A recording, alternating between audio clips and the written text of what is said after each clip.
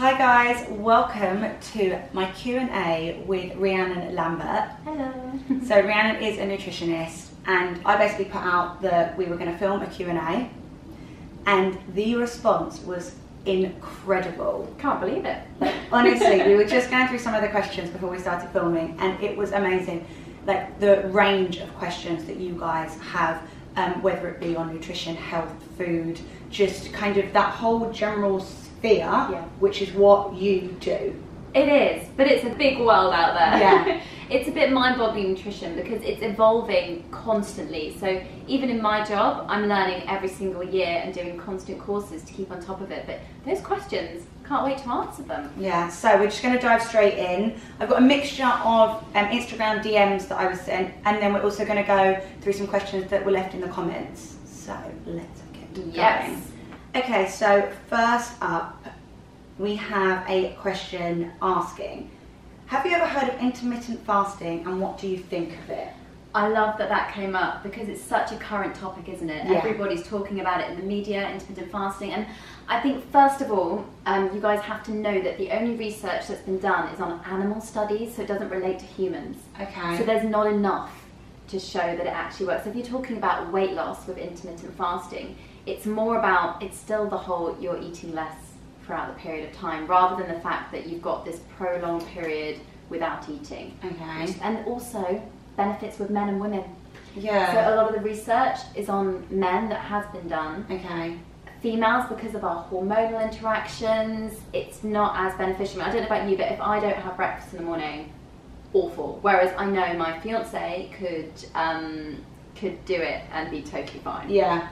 Okay, so would you not really recommend it unless it's, you know, like if you're an athlete and you have certain, you have to kind of stick to obviously strict diets or things like that in order to... I think a little disclaimer is that especially if you've got disordered eating or high anxiety, a past of eating disorders, anything like that, it is not for you. It can be really dangerous to mess with your blood sugar balance and cycles. But to be honest, we naturally intermittent fast anyway occasionally. So on a Sunday morning, you wake up a bit later, and then you have brunch. Yeah. Before you know it, you've intermittent fasted for a day. So if you get the odd day in every now and again, that may be beneficial, but we're still not 100% sure, so I personally do not recommend it. Okay. I love breakfast.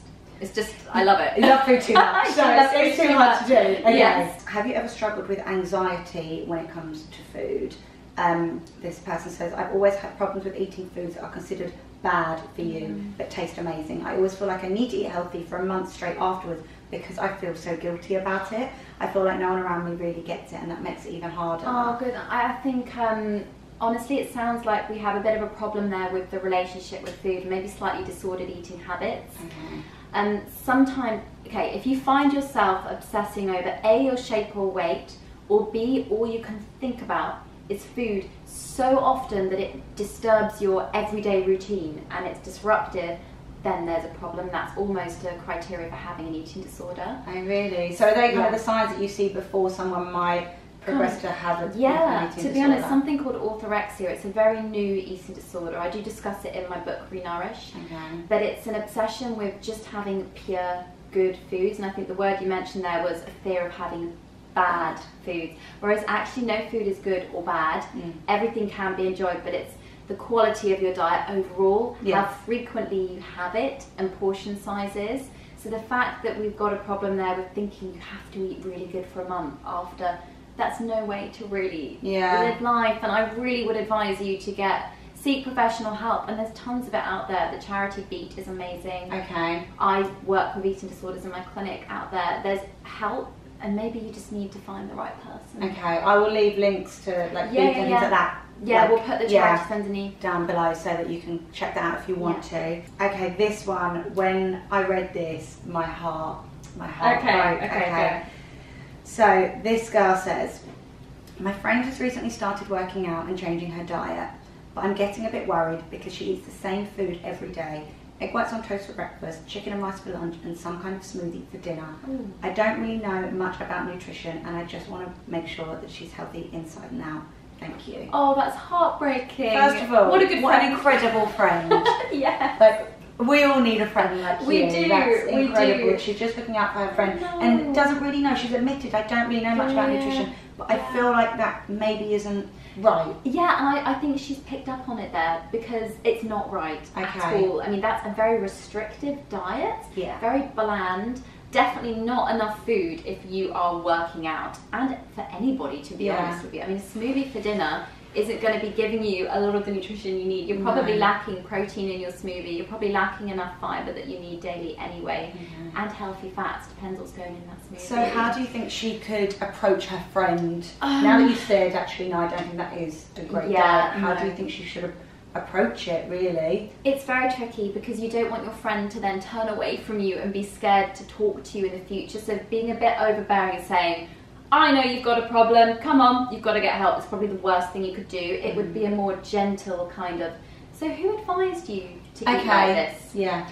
Get a few questions out of her first, rather than just going full pelt, kind of almost accusational with it, and just trying to gently address it and say, oh, maybe I know you should be looking at this. Suggest resources for her. Okay. Say, I know this great book that talks about, like you that? could do with my book. Yeah, I'm going to do it. So you have to say it. You can do it. A book like this, which will honestly, help. a book like this, which has got what, 80 odd recipes? Yeah, and it will teach you about nutrition. So yeah, you're not going to do that, but I can say that because I've got this book. I have cooked from this book. It is so easy, and I am not that great in the kitchen. She's not bad. She's not bad, babe. But in at the beginning of it as well, obviously, for this girl that is worried about her friend, and she says she doesn't know much about nutrition. In the book, in the beginning of the book, you're basically teaching Definitely, people. and I think it's so important if you are working out or you're embarking upon a new fitness journey, which you know as a dancer professionally, what you eat fuels you. It is the very being, it's the energy your body and your brain needs. So your brain uses literally 60% of what you eat in terms of energy every day. That's how much your brain is working. Oh my god. Yeah. Okay. Just to think before we're about to speak, that is incredible, right? Yeah. So yeah, that's a bit restrictive. Okay. Well, good luck with your friend. I hope that she's okay. Yeah, definitely. Someone has asked, do you use protein powders? And if so, do you have a favourite? Now, before you jump in, I am a fan of the Super Elixir Nourishing Protein. It's a vegan pea protein. Yeah. It is by a brand called Wellco. Okay. And it has been, I think it's part Elle Macpherson's brand with someone else. I've seen that, And I have the chocolate one. Oh, and you love the taste. And I love it. I don't have it every day, but that would be my go-to protein if I wanted something. Yep. I don't replace protein shakes with meals. Actual food, No. So I think that's such a good point to raise, is that protein powder is not there to replace actual food. It's just an addition to the diet. If you like the taste and you know you're on the go, or it's something convenient that you can put in, the things you want to look for in your protein powder is if it's sweetened with stevia, that's good. Okay. You don't want a lot of sucralose, which is kind of a very hardcore sugar additive. I mean, the word sucrose is sugar. Sucralose, you don't want that. So look, check if it's sweetened with stevia, and you don't want tons of ingredients in your protein powder. And if you're going for a vegan option, pea is really good. Hemp has a complete amino acid profile, so all the little building blocks of a structure, which protein is. Pea has some of them, but it doesn't have all of them.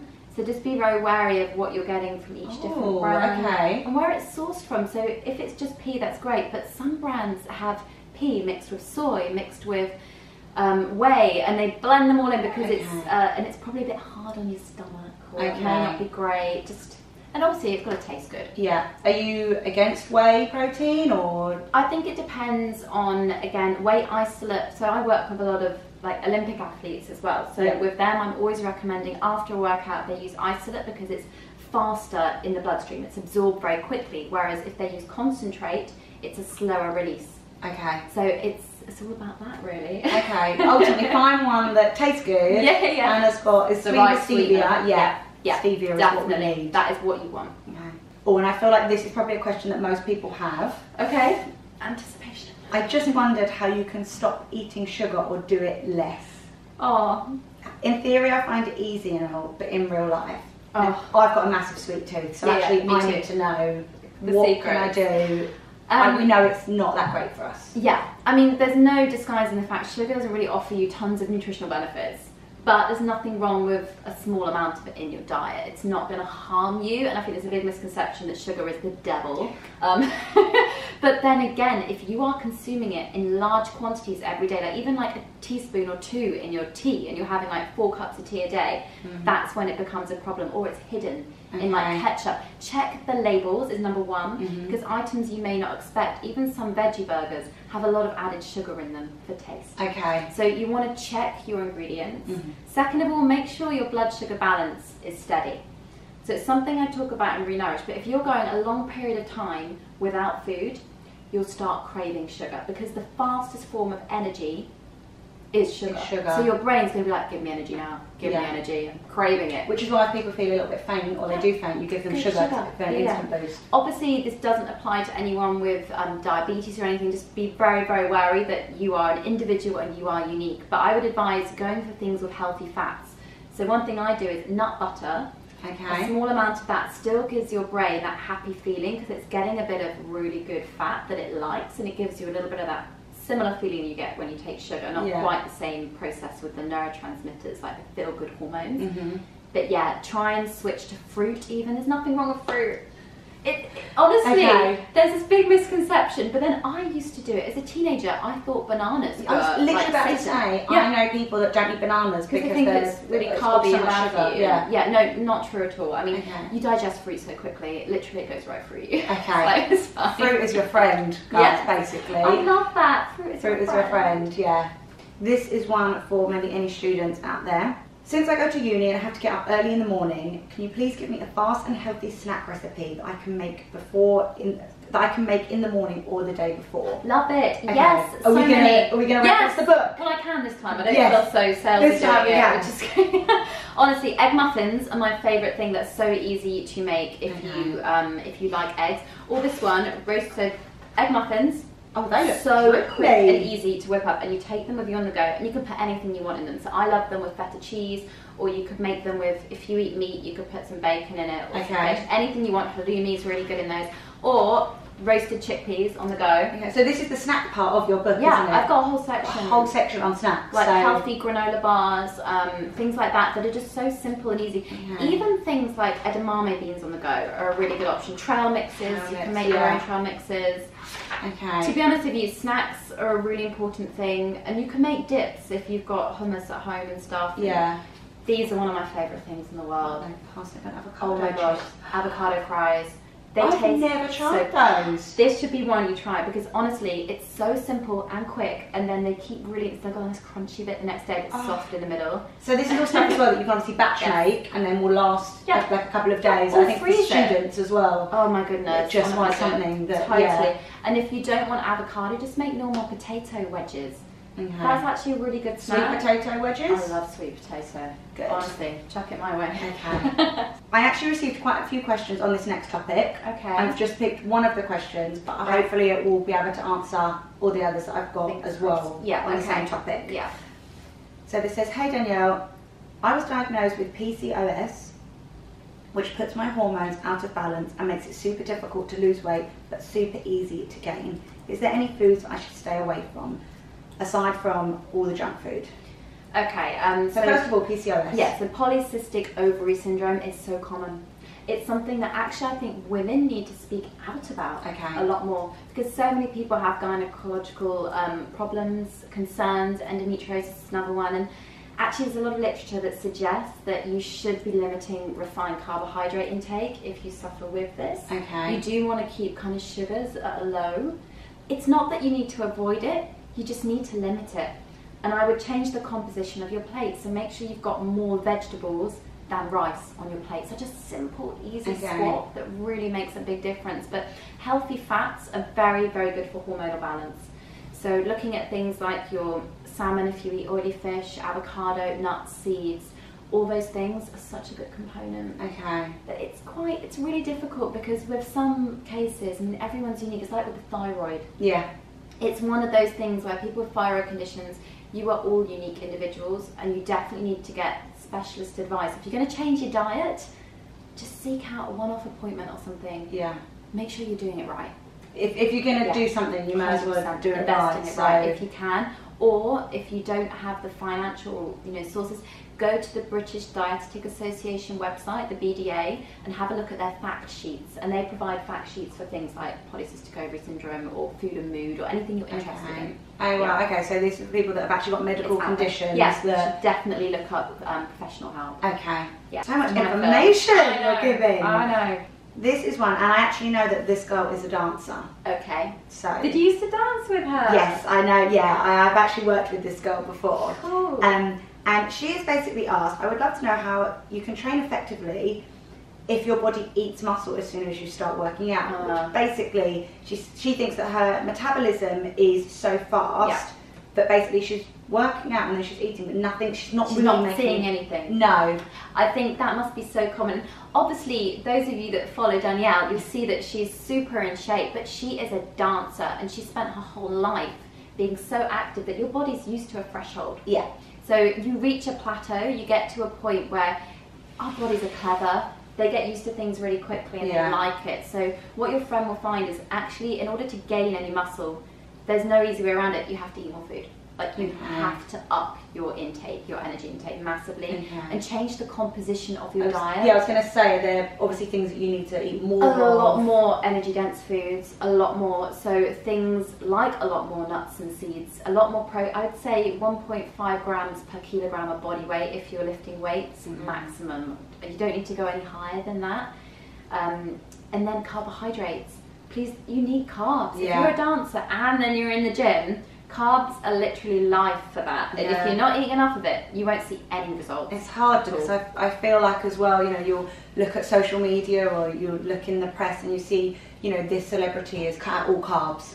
To get, Oscars ready or ready for, a music video or something. Whereas, babe, it's not the carbs, because carbs just retain water. So I believe in not weighing yourself. Don't step on the scales because it's never accurate. And to every 1 carb molecule, you attract 3 or 4 of water. So you've got this kind of extra weight that isn't actually body fat. And that's why there's this misconception with carbs. And if you do cut them, you'll look a lot leaner. You will look a bit more shredded, but it doesn't mean you've lost any body fat a lot of the time. So it's another diet myth. Nothing wrong with carbs, it's quantity and the quality of the carbs. The quality, yes, Okay, so someone has asked, they've heard about the keto diet and they want to basically get a bit more advice on what it is it good, is it bad, what are your thoughts? Right, so you probably all heard of Atkins, eat as much high fatty meat produce as possible and lose weight. Keto is not sustainable or healthy for the majority of people. The only research out there is for people with epilepsy, which is such a small percentage of the population. The problem is, if you're cutting out fibre, so that's from vegetables, fruit, carbs, everything you can't have, your bowel movements slow down. So you can imagine how constipated, uncomfortable. Yes, very uncomfortable. Your brain is starved of its natural fuel, glucose, which you get from carbohydrates, which is when you get that low mood, low energy. People on diets are miserable. It's not sustainable. You will then start craving things you cannot have. On top of that, you disrupt your gut bacteria. So all this living stuff in your kind of digestive tract, that needs fibre and food to fuel it. You're then destroying that by not eating any of that stuff. So it's the long-term effects after doing that. You will see weight loss because you're limiting your food intake straight away. How much meat can you physically eat? Or cheese or cream. But the minute you eat again, because your fat cells, they kind of shrink, and then when you inflate it, they inflate and divide into 2 much quicker than they would have done before. So this is why with yo-yo diets, they put the weight on because their mother cell has divided into 2 and then it divides into 4, and every time you do it, so basically, if it's not good if people are trying to get like results really fast, because what the chances are, you can potentially get those results really quickly. But the minute you eat again a normal diet, which you want to enjoy for the rest of your life, which is healthy for your heart and your gut and everything else, keto is not healthy. You want to have something sustainable, basically. And good for the environment. Keto is a killer for the environment. And we are now going to go on to the questions that were actually left under the Instagram post that I put up. Perfect. So we're just going to go through a few because there were a lot. We have we've got about nearly 150 questions. Oh my goodness. Yeah, I don't think we've got time for 150. We have not got We'll enough, try and do as many as we can. But obviously you can always head over to Rhiannon's page, she's Rhitrition, on social media, and obviously ask her any questions. I mean, in fact, babe, I do something every Monday called Myth Busting Monday. So if you're stuck about something, just chuck a question over, and every Monday I'll do a post about it. That's incredible. Okay. Well, I know I'm going to be on Monday. There you go. Okay, so here's one. How often would you say it's best to eat in a day? Small meals frequently, or less but bigger? Okay, depends on you. That's what I was going to say, so it depends on the person. And just because it's less doesn't mean it has to be bigger. I mean, 3 meals a day is pretty standard for the most of the population. It depends how you've been brought up as well. Yeah. Because like I said before, your body adapts. So if you are used to eating 3 meals a day, the chances are that's going to be best suited for you, because your circadian rhythm, like how you sleep, how you eat every day, how active you are. If you're that person, like I can imagine with dancers, you need to eat. A lot of the dancers I work with, especially at the Royal Ballet School, they need to have snacks. I graze, yeah. Yeah, I need constant fuel coming in. I compare myself to a cow. We just graze throughout the day. There you go. You know, not eating grass, beautiful cow grazing throughout the day. That's what I do. Yeah. Whereas I'm more of a lion, where I would eat, I don't know where this came from. Big meal, like a big lunch, big breakfast, very light dinner. Okay. Yeah, so it depends on how active you are and what you do, yeah. This is one actually for anyone that likes a bit of a party. How do you eat before a night out when you don't want to feel bloated in a crop top or a tight dress? So what are good foods for us women if we're going out? Yeah, okay. We want to feel our best, but we also know we need to eat dinner. You do need to eat dinner, but avoid raw fruit, veg, salads. As much as you may think that's your light, healthy option, it actually takes a lot more work for your digestion to break down those kind of foods. Whereas if you've got cooked vegetables and something that is nicely cooked, I would also go a bit easy on the portions. Obviously, if you're having a massive bowl of pasta, that's a lot of extra water that your body's going to attract. Well, I feel like I've learned so much in that. I mean, there were so many questions we didn't get to go through, but obviously we don't want to make this video too long. Yeah. But like we did say before, like I said before, you can always head over to Rhiannon's page. She does her myth busting Mondays, so you know, like, get your questions in, because there were so many great questions. But to those questions that Rhiannon did answer, I hope that you are a little bit clearer now. And if she didn't manage to answer your question, hopefully you still learned something from the other answers that she gave. Thank you very much for watching. Thank you to you, Rhiannon. Thanks, I'm happy I can help. Just a small bit, and I hope you all took something away from it. Yeah, well, I know I definitely did. So one person's gained something from this, so I'm happy about that. Yeah, thank you so much, and I will see you next time.